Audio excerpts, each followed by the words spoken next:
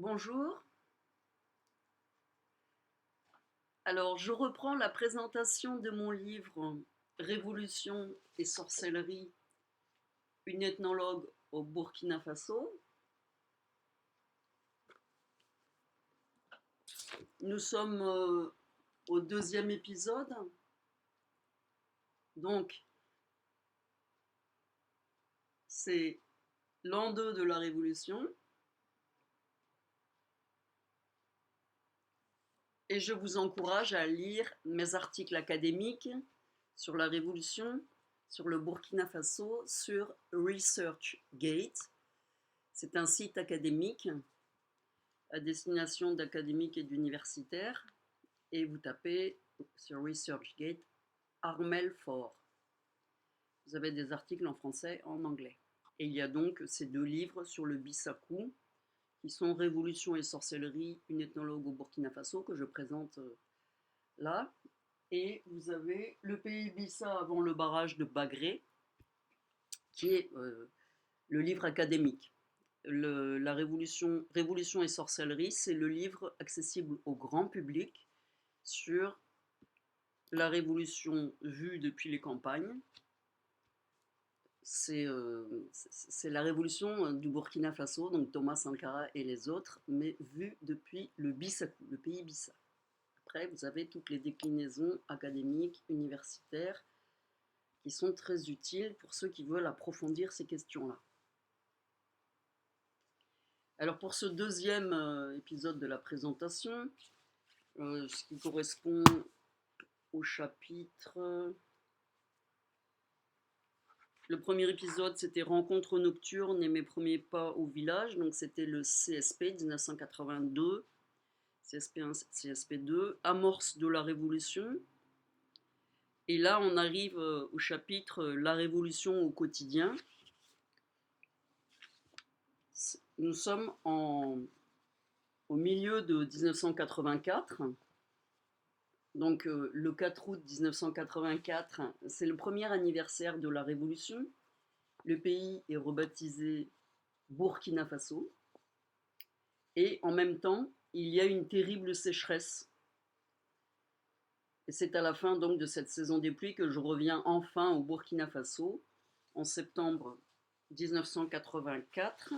Je vais vous lire donc cette arrivée au Burkina Faso, puisque moi j'avais quitté le pays en plein remue-ménage préparatoire à la Révolution, mais ça s'appelait encore la Haute-Volta.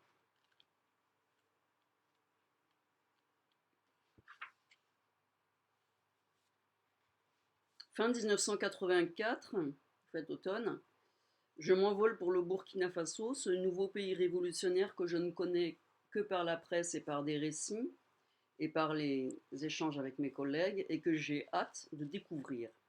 À Paris, j'ai pris fait et cause pour le président Sankara, au point que Jean Rouch m'appelle la Passionaria. Vu de loin, les idées sont belles et justes. Reconstruire le pays à partir de ses propres ressources. Se passer de l'aide internationale française d'abord. Changer les alliances forgées avant l'indépendance, c'est-à-dire les alliances de la colonisation française. Que se passe-t-il en fait?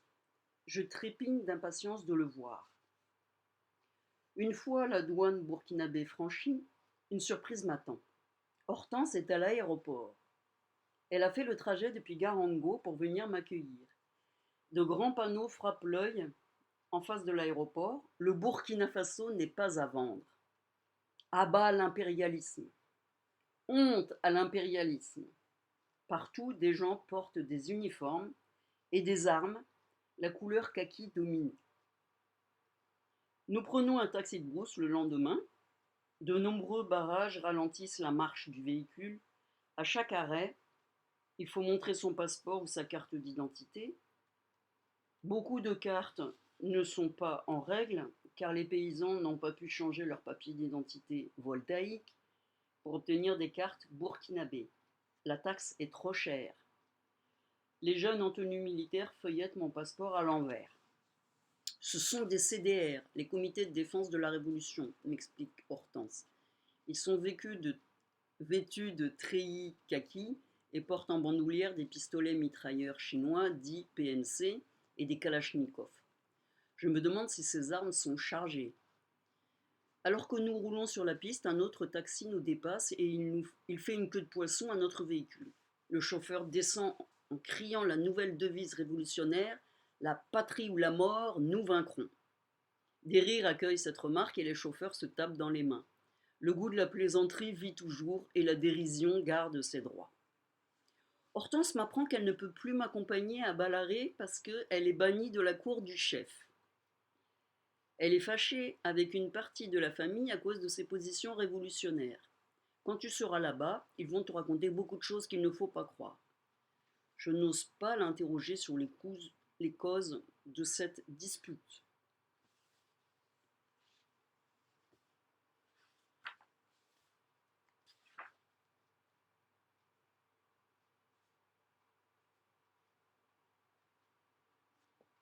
Je pars pour Ballaret, où le chef a été prévenu de mon arrivée. Le chef et les aînés du clan de la chefferie m'attendent. Après les salutations d'usage, un concert de lamentation commence. La saison des pluies a été très mauvaise. Nous n'avons rien récolté cette année. Il n'y avait plus rien à manger dans les greniers et l'on devait partir au champ avec seulement de l'eau dans le ventre. Des vieilles femmes sont mortes au travail. Il faut que vous nous aidiez. Il faut nous trouver de l'aide en France. Mon retour devient un enjeu dans la rivalité qui sépare les villageois en deux camps, les révolutionnaires et les féodaux. Je pars rendre visite à la cour d'Hortense pour apporter des cadeaux. 3 garçons effrontés m'abordent sur le chemin du retour et ils déclarent: moi, je suis les responsables à la formation militaire, moi à la formation idéologique, et moi à l'entraînement sportif des masses. Ils me demandent de venir à leur réunion de sensibilisation du lendemain. Je leur réponds bien sûr: passez me prendre chez le chef. Ils baissent les yeux, et puis l'un d'eux relève la tête pour dire: il n'y a plus de bonnet, il n'y a plus de courbettes, il n'y a plus de chef. Nous commandons le village. Les 2 autres sont des cadets de la famille du chef. Ils n'osaient pas m'adresser la parole auparavant, bien que nous ayons le même âge, parce que j'étais l'étrangère du grand frère. Leur hardiesse me surprend, et je vais apprendre leurs hauts faits petit à petit. L'épisode le plus comique de leur carrière de défenseurs de la Révolution sera jugé au tribunal départemental l'année suivante. Le Conseil national de la Révolution a décrété le programme des 3 luttes contre la désertification à cause de la sécheresse qui appauvrit les paysans, qui sont alors priés de ne pas couper du bois vert, de réduire les feux de brousse et la divagation de leurs animaux. Les contrevenants doivent payer des amendes. Nos vaillants CDR se sont illustrés dans cette dernière lutte. D'après les témoins, ils ont poussé des vaches dans un champ pendant la saison des pluies et celles-ci ont détruit du mil. Au lieu de transporter ces animaux en divagation à la fourrière et de prendre une amende auprès des propriétaires, nos 3 héros les ont abattus et se sont partagés la viande. Ils ont mangé jusqu'à s'en rendre malades.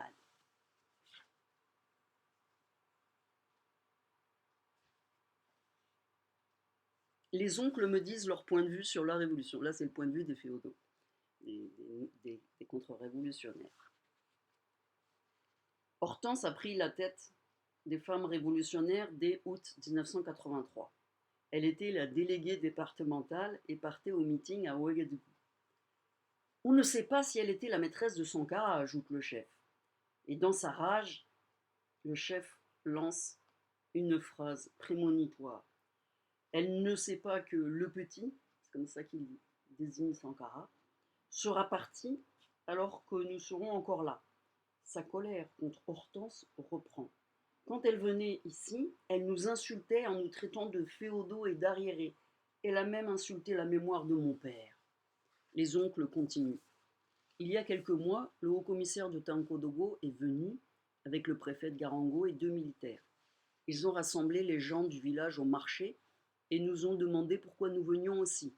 Ils ont dit que puisque nous étions des féodaux, nous n'étions pas dignes d'être une partie du peuple burkinabé et que nous n'avions rien à faire là. Ils ont voulu que les gens crient des slogans en français. La féodalité à bas, les gros ventres pourris à bas. L'oncle Goyendé interrompt le récit et soulève son grand boubou pour montrer fièrement son ventre plat et musclé. Il n'a rien à voir avec les féodaux, ces chefs moussis dont les Bissap pensent qu'on mesure leur pouvoir au volume de leur bedaine. Alors l'oncle Goyendé, c'est celui de la photo, c'est un grand cavalier. Les Bissap sont des grands cavaliers.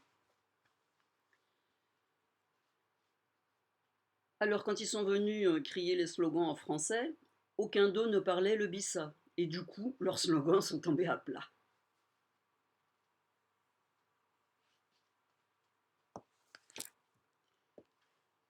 Bon, je décris tout ce qui se passe, tout ce que je découvre à mon arrivée.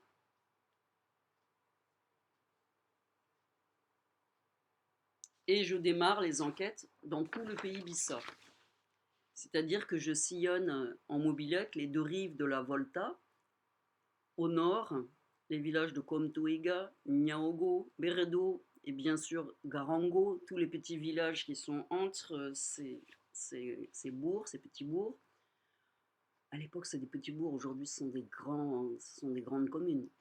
Bousouma, je sillonne en mobilette Bousouma et Lenga, en route vers la traversée du Nakambe, c'est le nouveau nom de la Volta blanche, on l'appelle maintenant Nakambe. Je vais faire des enquêtes à Gomboussougou, un riche bourg de l'autre côté de la forêt de la Volta, de l'autre côté de la piste des contrebandiers vers le Ghana. Cette piste du nord au sud, elle est bourrée de contrebandiers puisque les produits remontent depuis la côte jusqu'au grand marché de Beredo et de Garango. Bon, il n'y a pas énormément de monde, hein. Généralement, quand j'y vais, je suis toute seule. Et je visite aussi Zabré, un lieu de contre-révolutionnaire irréductible à la frontière du Ghana. Dans les villages, c'est toujours les révolutionnaires et les contre-révolutionnaires. Je fais de l'observation participante, je prends des notes, je prépare l'histoire de la région telle que me le racontent les uns et les autres. L'histoire démarre à peu près de la fin du XVIIIe siècle, je dirais. Et on voit évidemment, quand on participe depuis l'intérieur, que ce n'est pas aussi tranché qu'on le croit de l'extérieur. C'est la force des jeunes face à la résistance gérontocrate. C'est aussi la force des femmes. Mais chez les Bissa, elles sont déjà puissantes, les femmes. Alors le chef des villages, suite à cette histoire de sécheresse, me dit qu'il faut absolument que j'aille rencontrer ses cousins à Ivry-sur-Seine. Et il me donnera pour mission de voir comment ils peuvent les aider au village. Tout ce que le village veut, c'est de l'eau. Parce qu'ils pensent qu'avec leur force, avec leurs bras, ils pourront toujours travailler s'ils ont de l'eau. Le 12 juillet 1984, c'est l'institution du CERNAPO, le Service national populaire pour tous et pour toutes. Et de jeunes étudiants de l'université arrivent dans les campagnes. Et il y en a plusieurs qui arrivent à Garango à l'automne suivant. Le 22 septembre 1984, c'est la journée des ménagères, alors très important, surtout pour les villes où ils ont été obligés de le faire, parce que là il y a beaucoup de surveillance. Il s'agit d'envoyer les hommes au marché et de leur faire comprendre la souffrance des femmes sur lesquelles pèse ce qu'on appelle le non-sango, c'est-à-dire l'argent du budget quotidien. Ça c'est vrai, une révolution très intéressante pour que les hommes se rendent compte du prix d'autre chose que la bière et les brochettes. Le 1er octobre 1984, c'est le lancement des programmes populaires de développement par le Conseil national de la Révolution. Pour 15 mois, il va mobiliser la population à travers les CDR pour construire ces routes, ces barrages, ces postes de santé. Et sera suivi par le plan populaire de développement de 1984 à 1985 qui a pour objectif d'améliorer les conditions de vie des populations rurales surtout et d'augmenter l'infrastructure du pays. Ça c'est vraiment essentiel. Il y a un grand problème d'infrastructure, d'enclavement des villages. Le 4 octobre 1984, c'est le fameux discours de Thomas Sankara à la tribune de l'ONU à New York. Sankara s'adresse à l'Assemblée générale des Nations unies au nom du Burkina Faso. En tant que le président du Burkina Faso, pays à égalité avec tous les autres, y compris la France, ancienne colonie, il se fait le porte-parole de tous les opprimés de la terre.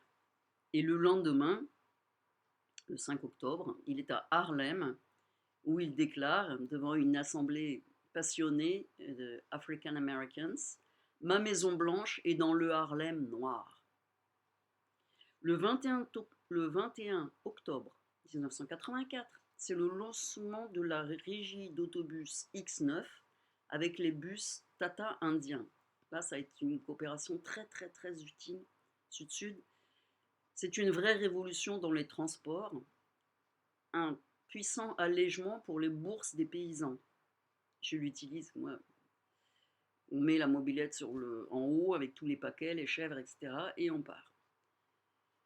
Alors évidemment, ça s'accompagne de construire les stations d'essence localement avec tous les problèmes fonciers pour acquérir et toutes les négociations pour acquérir le foncier de ces stations d'essence flambant neufs. J'ai des anecdotes dans mon livre, bien sûr, sur les résistances gérontocrates et des commerçants locaux. Le 25 novembre 1984, il y a les 15 premiers jours de vaccination commando. Les moins de 15 ans sont vaccinés contre la méningite, la rougeole et la fièvre jaune. 2,5 millions d'enfants sont vaccinés. Et là, c'est la coopération des volontaires cubains qui aident partout. C'est un succès formidable. Alors, en discutant avec le chef de village et après en étant donc à Paris, je vais rencontrer à Ivry-sur-Seine les cousins du chef et je décide de monter une ONG pour aider les villages Bissa qui sont en proie à la sécheresse. Je fais le tour des ONG de l'époque et finalement AICF, Action internationale contre la faim, me paraît très dynamique. Donc je monte ce comité Bissa avec les Bissa de Paris et comme j'ai fait la demande au lac sacré, au OSI, de revenir avec un vrai travail, je finis par obtenir le poste de coordinatrice de cette ONG pour tout le Burkina Faso. Je pars donc m'installer au Burkina Faso et je vais prendre part à la révolution, ce qui était mon plus cher souhait. Je vais continuer à découvrir en même temps le Bissakou, le pays Bissa, qui est devenu mon terrain d'ethnologue. Mais il me reste encore à trouver un sujet de thèse. J'ai la certitude que ce sujet de thèse viendra du terrain. Alors 1985, janvier, c'est la visite de Blaise Compaoré en République en République de Côte d'Ivoire. Et là, Houphouët-Boigny lui présente, il vient au nom de la révolution du Burkina Faso, lui présente une de ses protégées. Houphouët-Boigny lui présente une de ses protégées qui s'appelle Chantal Terrasson de Fougères et qui est une des filles adoptives de Houphouët-Boigny. Alors à partir de là, beaucoup de choses vont changer à la tête du pays car le président ivoirien ne supporte pas Sankara. Et je vais le comprendre très vite. Vous allez voir pourquoi. Donc là, on arrive au FESPACO d'Ouagadougou en février 1985. Tout le monde est là. Idrissa Ouedraogo. On était déjà ensemble au FESPACO de 83. On se retrouve avec toujours les mêmes formidables, Semben Ousmane et sa pipe, qui a toujours la chambre numéro 1 à l'hôtel Indépendance, depuis, je crois, le tout début du FESPACO, quand il avait été créé dans les années 70. Il y a ce fameux Djibril Diop Mambéty, extraordinaire cinéaste, qui a fait une adaptation de La Dame. Ouf, c'est un truc extraordinaire qu'il faut que vous regardiez ce film. C'est l'histoire d'une femme qui revient dans son village et qui achète tout. Mais il en a fait une adaptation malienne extraordinaire, sénégalaise. Il y a évidemment Souleymane Cissé qui apporte à chaque fois des films incroyables que tout le monde scrute, hein. Yélène en particulier, qu'il faut absolument voir. Et il y a le Ghanéen Kwao Ansa avec son film Heritage Africa, qui est magnifique. Là aussi, il faut les voir. Mais cette période, pour moi, juste après le FESPACO, enfin, c'est le voyage à Abidjan avec les découvertes du fondement du sankarisme, parce que, je le dis, mais je le redirai sans doute, on ne peut pas comprendre les questions du Sahel de cette époque sans aller à Abidjan, et à Abidjan, dans les bidonvilles, c'est possible. Alors donc, je vais vous lire mon départ à Abidjan, qui est tout de même assez cocasse, je le reconnais, mais c'était comme ça que je vivais à l'époque.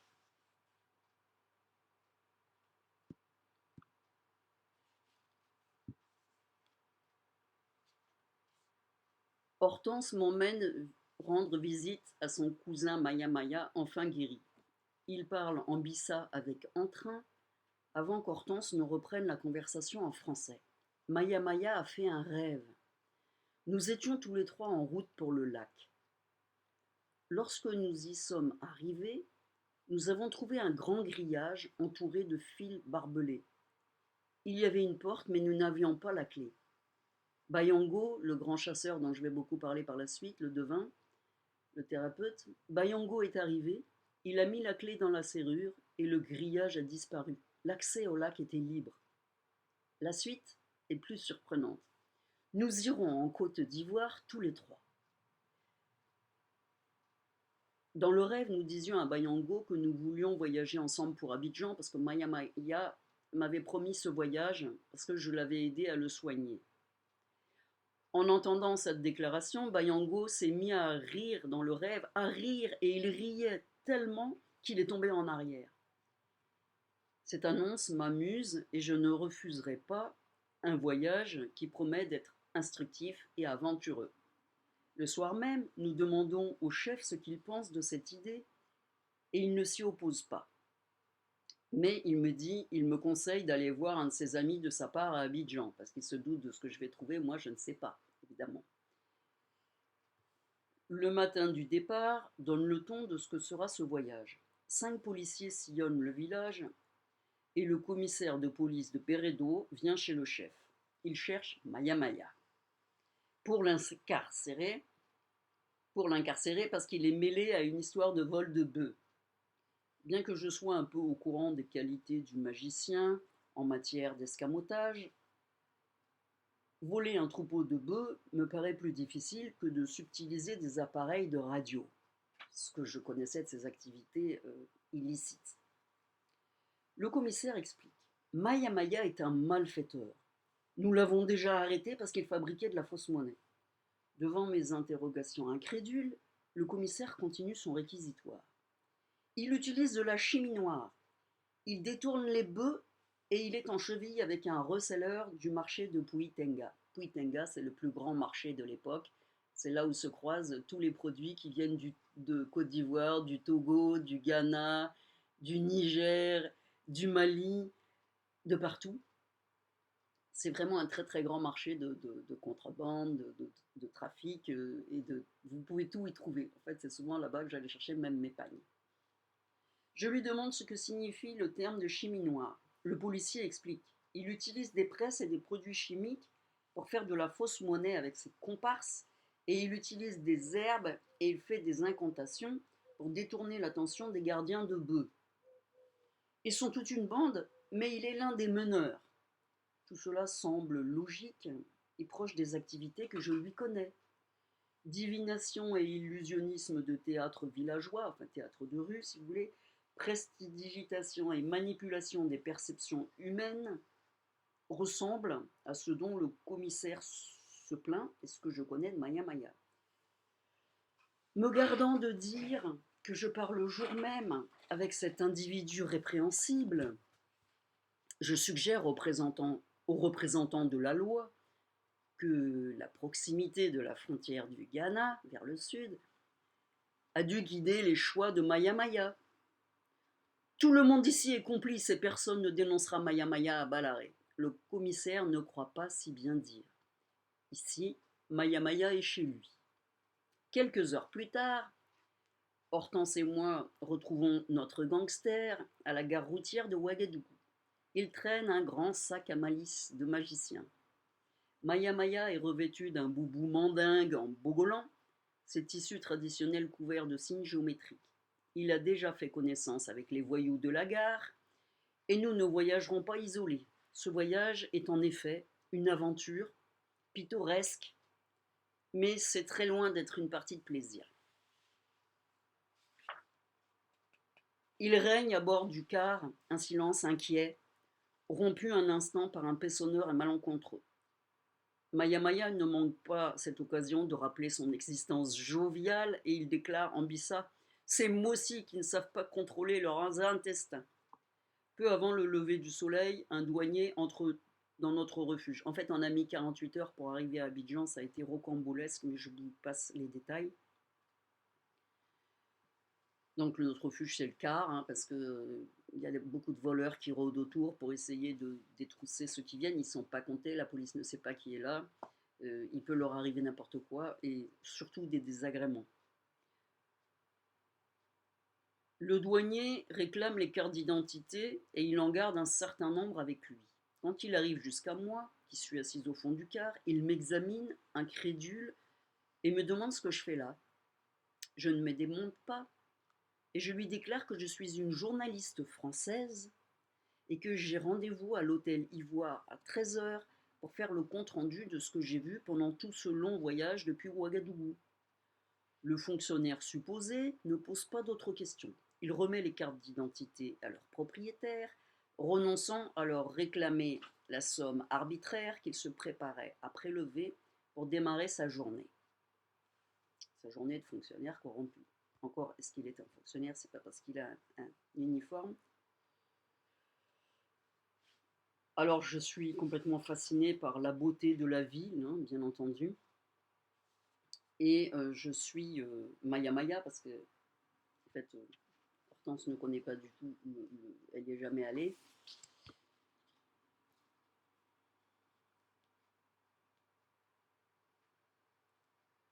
Et je découvre le bidonville d'Anoumabo. C'est un quartier précaire et dangereux. Maya Maya fait ses travaux de multiplicateur de billets. Je vis dans un véritable Chester Himes à New York, mais c'est à Abidjan.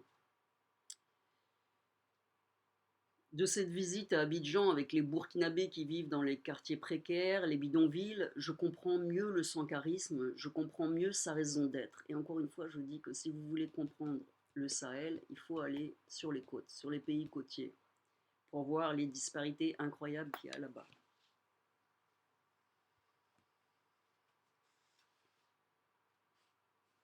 Donc je comprends mieux certains aspects du sankarisme, l'objectif de conserver la main-d'œuvre sur place pour qu'elle puisse y réaliser autant de travail que ce qui a été construit à l'extérieur grâce à l'émigration. Sankara veut remplacer l'attrait de l'argent de la migration par le bonheur d'être au pays et par l'espoir de réussir chez soi. C'est pour cela qu'il favorise la fête, les spectacles ruraux, qu'il sort avec sa guitare, avec sa simplicité, avec ses discours accessibles, et qu'il favorise les festivals et les artistes locaux. La fête permanente, chaque soir permettra de supporter les peines, le labeur, le peu d'argent et la lenteur des résultats de la révolution. Le mystique Sankara a compris qu'il fallait une action culturelle nationale fédératrice. Il a trouvé le grand récit qui peut toucher chaque famille du Burkina Faso pour mobiliser la mémoire de tout un peuple.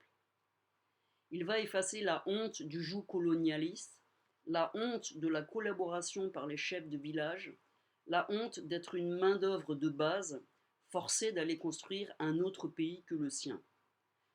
Sankara n'a pas l'intention d'imposer les soviets ni le joug communiste. Il lui faut durer suffisamment longtemps dans l'effervescence et dans l'espoir pour susciter le support et le soutien des autres peuples et pour ouvrir son peuple à d'autres horizons économiques. Il pense que le travail sera volontaire, que les jeunes descendront gratuitement pour creuser des puits, piocher des fossés, construire des routes et porter des rails pour créer un chemin de fer. comme leurs parents l'ont fait, comme leurs parents ont creusé le canal de Vridi, comme leurs parents ont construit ce chemin de fer qui va de Ouagadougou jusqu'à Abidjan. Ouagadougou, c'était à la haute Côte d'Ivoire, hein, c'était la main-d'œuvre. On disait Mossi, ça veut dire main-d'œuvre pour soutenir les Ivoiriens. Le labeur de leurs anciens a permis la richesse de la Côte d'Ivoire. Chaque famille a fourni depuis près de 3 générations des bras pour améliorer le pays côtier. Le labeur de ses contemporains, le labeur des jeunes révolutionnaires, devra permettre de construire l'avenir de leur propre pays, dans l'indépendance. Et là, je me pose une question. Est-ce que la fête révolutionnaire peut remplacer longtemps la chicotte des colons et l'argent de l'émigration?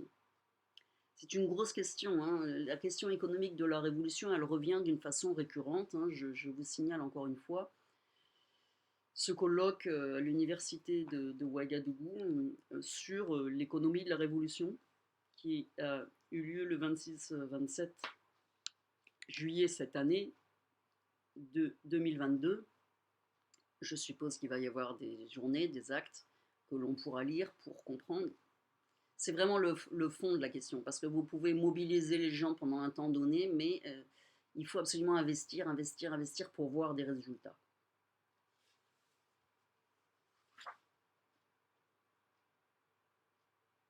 Alors, bon, je vous passe les détails de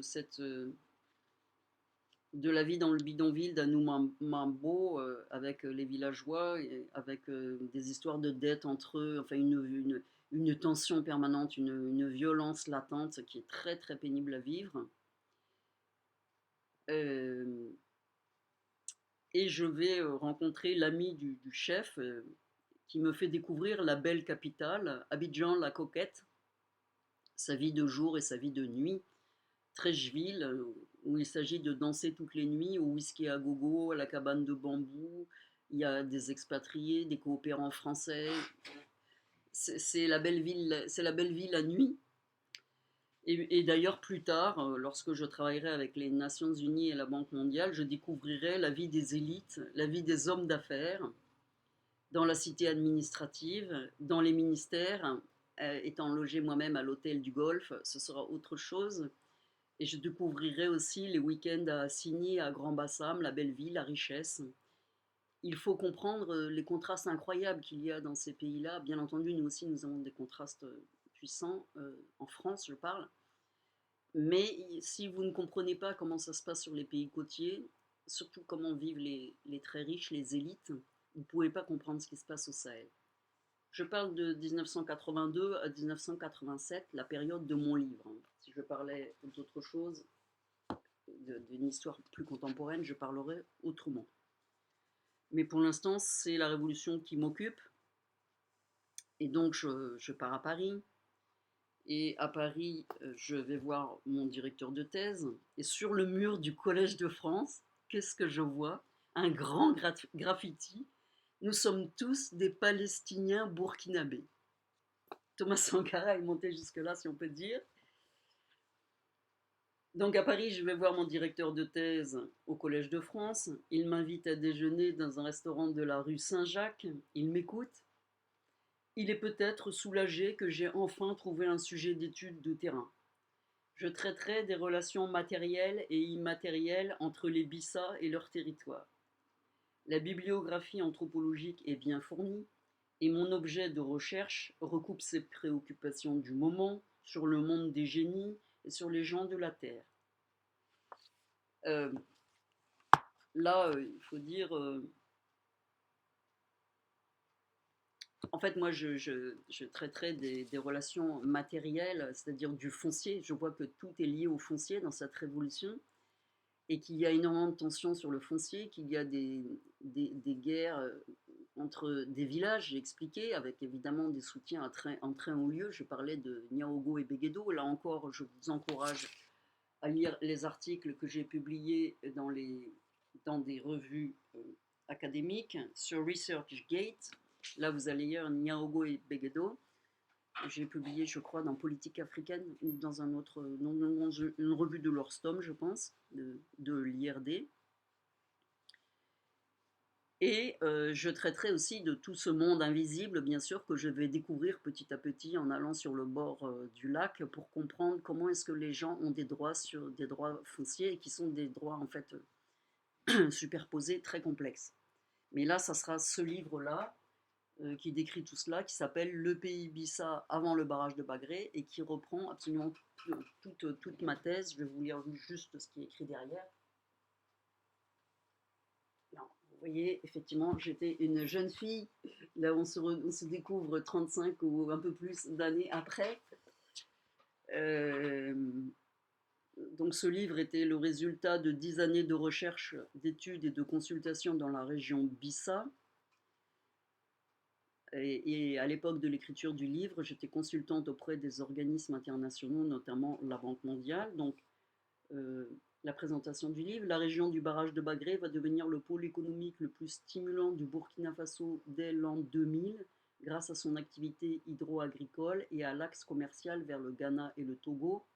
Ce livre permet de connaître la dynamique culturelle et sociale existant avant ces bouleversements, c'est-à-dire avant la construction du barrage de Bagré, mais aussi j'ajoute pendant la construction du barrage, puisque je travaillais à ce moment-là, j'étais embauchée comme consultante par l'Agence française de développement sur les questions foncières, et j'étais donc dans le, pendant la construction sur le chantier du barrage de Bagré.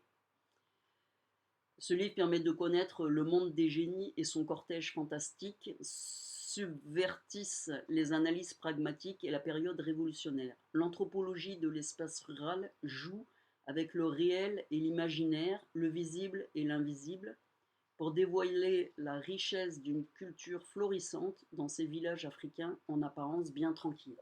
Donc ça, c'est ce livre-là. Vous avez aussi mon post-doctorat.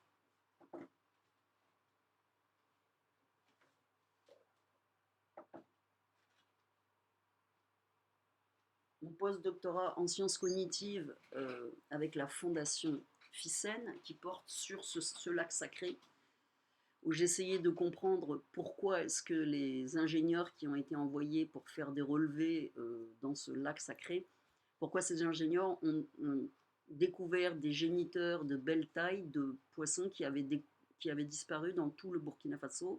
Et eux, évidemment, ils ont dit, bon, c'est pour des raisons magico-religieuses. Ben, moi, en ethnologue, magico-religieux, ça ne veut rien dire. Il faut chercher à comprendre d'après les représentations locales et la conception du monde, de l'espace de ces peuples Bissa. Et là, je vous encourage une fois encore à lire ResearchGate. Et là, vous aurez l'intégrale de mon article de post-doctorat sur les sciences cognitives sur le lac sacré de Wosi.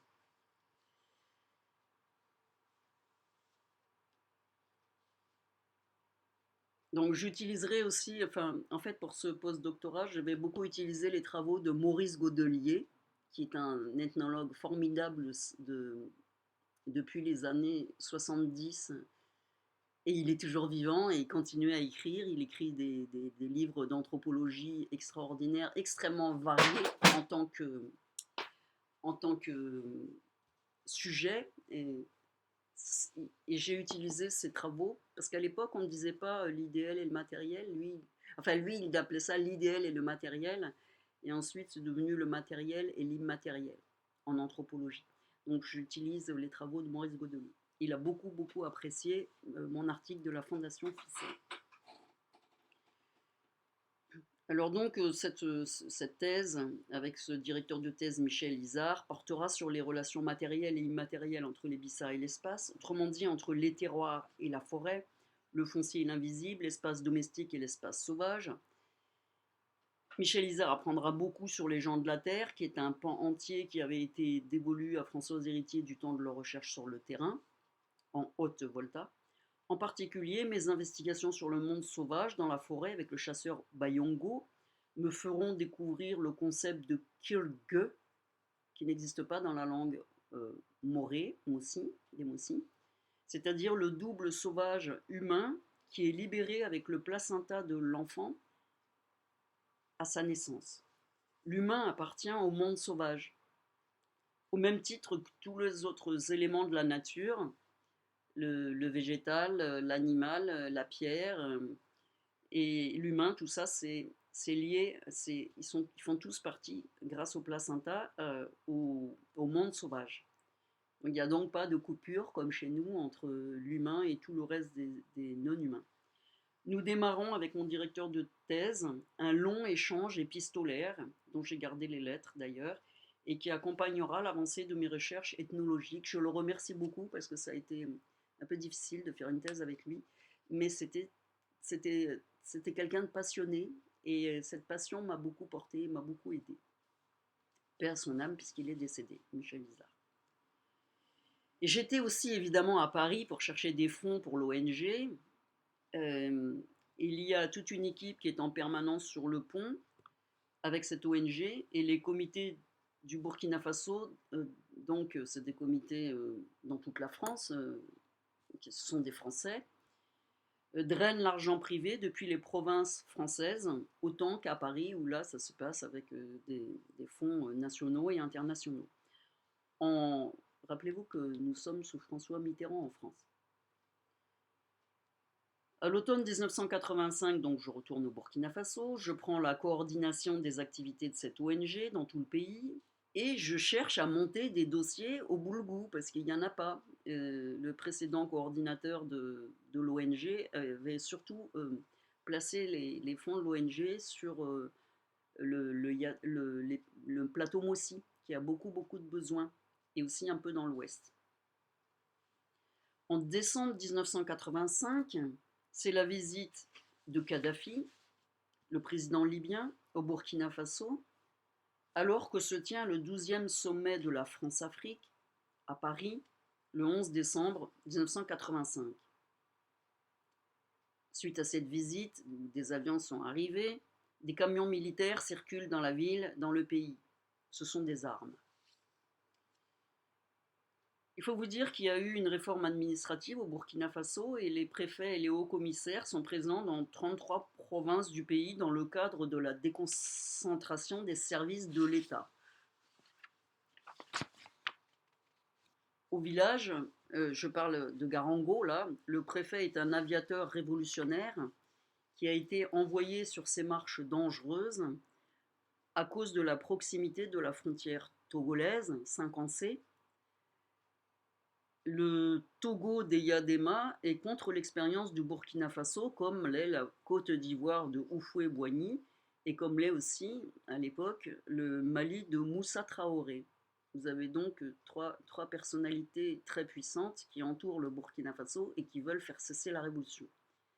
D'ailleurs, il y a eu des coups d'État à répétition, j'en parle dans le livre, mais je ne vais pas tout vous dire. Le livre est long, hein, ça s'étale sur 5 années. Enfin, il est long, vous pouvez le lire d'une traite, hein. Il y a des gens qui m'ont dit que c'était un page turner, qu'il n'avait pas lâché, il fait 220 pages, donc c'est pas énorme. Et surtout, c'est écrit dans un français très fluide. Et d'ailleurs, ce livre a reçu un prix de l'Académie française, je le dis, vous voyez là, j'ai ce prix, là, prix de l'Académie française, un prix d'histoire, de fondation d'histoire de l'Académie française. Donc ce préfet aviateur, nous devenons amis. Je passe mes soirées à la maison du commandant, parce que c'est évidemment un peu partout, c'était les maisons des gouverneurs coloniaux qui étaient les plus belles des gros bourgs comme Garango et qui sont où s'installent les préfets révolutionnaires et les hauts commissaires. Nous écoutons tous les soirs à la radio RFI et l'émission de Elikia Mbokolo sur les héros africains. C'est absolument passionnant, j'apprends énormément de choses sur tous les héros africains, El Hadj Omar, enfin, je ne vais pas vous faire toute la liste, mais ils sont très connus, et d'ailleurs il y a une édition africaine sur tous ces héros un par un. Elika Mbokolo, paix à son âme, est un professeur de l'école des hautes études en sciences sociales. Et ce préfet donc me parle longuement de son enfance chez son père. Il est un descendant de Naba Koumdoumié. Que se passe-t-il pendant ce temps-là pour la révolution, pour construire le pays? Eh bien, pour administrer, il faut des statistiques. Il faut recenser. Il faut connaître la démographie pour pouvoir programmer des équipements, des services publics. Il faut savoir où il faut faire les investissements productifs. La révolution a des résultats, il faut aller le plus possible auprès des gens. C'est vraiment l'objectif premier de Thomas Sankara et de cette révolution. Pour cela, un recensement est mené dans tout le pays. Alors, voyons ce recensement depuis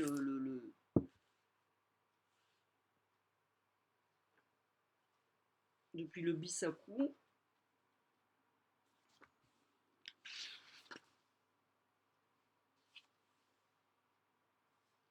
On est donc fin décembre 1965.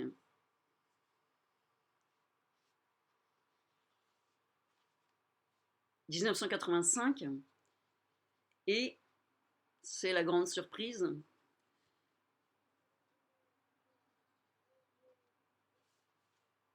une surprise nous attend.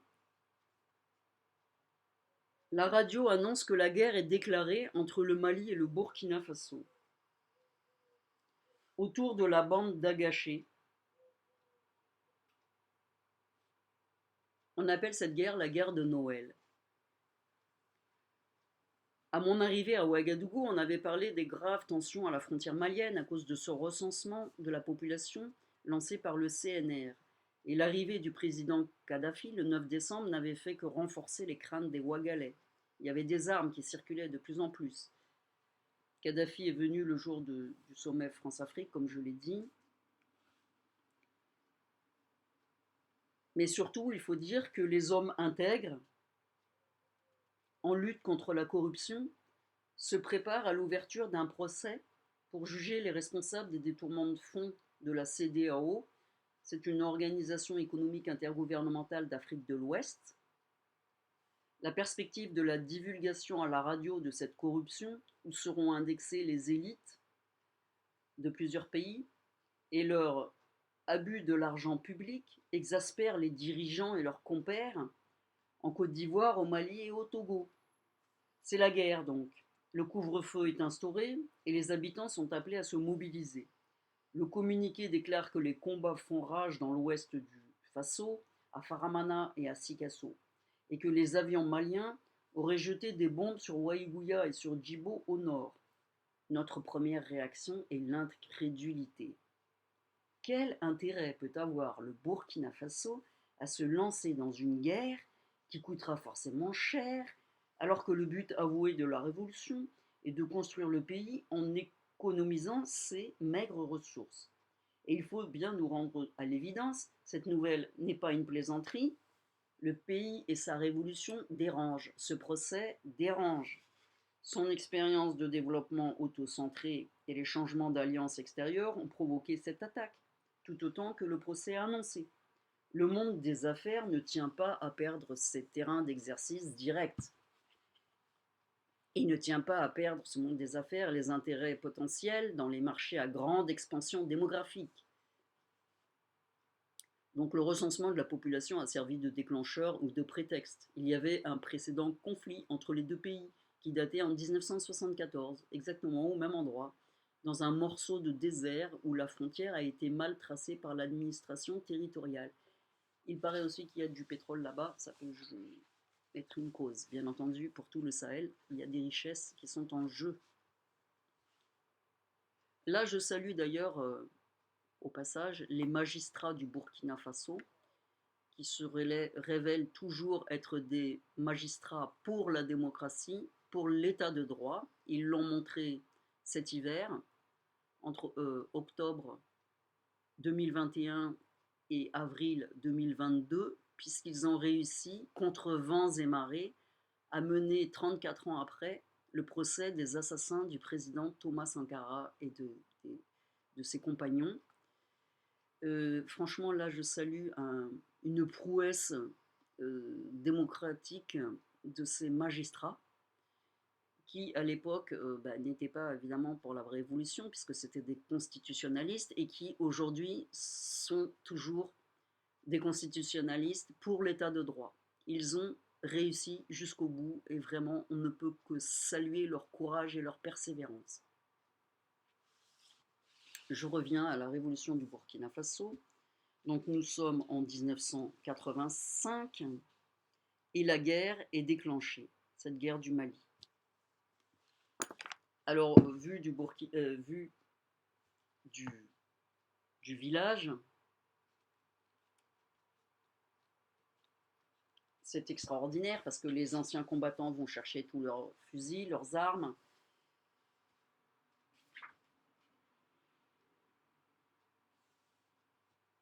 Des anciens combattants ont sorti de leur malle leur vieille tenue de tirailleurs avec toutes les médailles. Ils déclarent que s'il faut partir défendre la patrie, ils sont prêts. Ils arrivent avec leurs chevaux. Des chasseurs et d'anciens guerriers de la cour du chef de Garango sont présents, ils sont surexcités. Ils portent leurs armes traditionnelles, les longs fusils dits bougres d'andouille, les lances, les arcs, les flèches, les casse-têtes. Les CDR sont tous là et ils demandent conseil à leur patron. Donc là, vous avez le préfet qui parle, et c'est la guerre. Alors à Balaré, donc évidemment, pour éviter d'avoir à discuter avec des CDR bornés ou zélés, je renonce à prendre la grande route qui va de Garango jusqu'à Balaré. Le petit Thomas m'accompagne, cramponné au porte-bagages, parce que ce sont les congés de Noël, il est avec moi. Et ravi de notre escapade, nous contournons à mobilette la montagne Bouloubou pour suivre des pistes à travers les champs qui nous mèneront à Balaré. Donc, la cour du chef de Balaré a retrouvé cette animation qui lui faisait défaut depuis le début de la Révolution. Les oncles et les jeunes frères du chef ainsi que d'autres notables sont en grande discussion. Les interlocuteurs se partagent en deux camps. Ceux qui refusent cette guerre parce que les Maliens ont épousé nos filles, que nous avons marié leurs sœurs, et ceux qui disent « nous n'avons jamais baissé la tête devant les mandingues. Il faut aller nous battre ».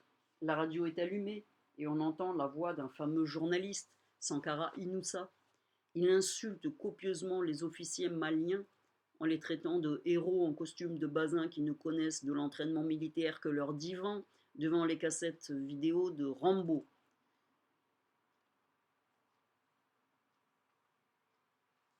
Je vous passe la suite. Bon, la guerre se terminera.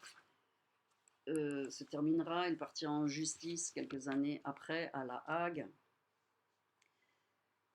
Alors je vais terminer sur cette histoire de la guerre de Noël, ce qu'on appelait la guerre de Noël, ce deuxième épisode, et je démarrerai le troisième épisode avec donc l'année 1986. Je vous remercie de votre écoute. Je vous encourage encore une fois à retrouver toutes les vidéos des discours de Thomas Sankara qui restent d'une actualité extraordinaire sur YouTube, sur le site sankara.net. Je vous encourage, pour en savoir plus sur Thomas Sankara, d'écouter les 5 épisodes de la grande traversée de France Culture que vous pouvez écouter en podcast sur Thomas Sankara. Vous avez des témoignages extraordinaires de ses conseillers directs. Donc nous reprendrons pour le troisième épisode pour l'année 1986 et vous pouvez lire sur mon site ResearchGate tous mes articles académiques utilisables par les universitaires. Je vous remercie de votre attention et nous nous retrouverons pour le troisième épisode qui démarrera avec cette année 1986. Merci beaucoup pour votre écoute. À bientôt.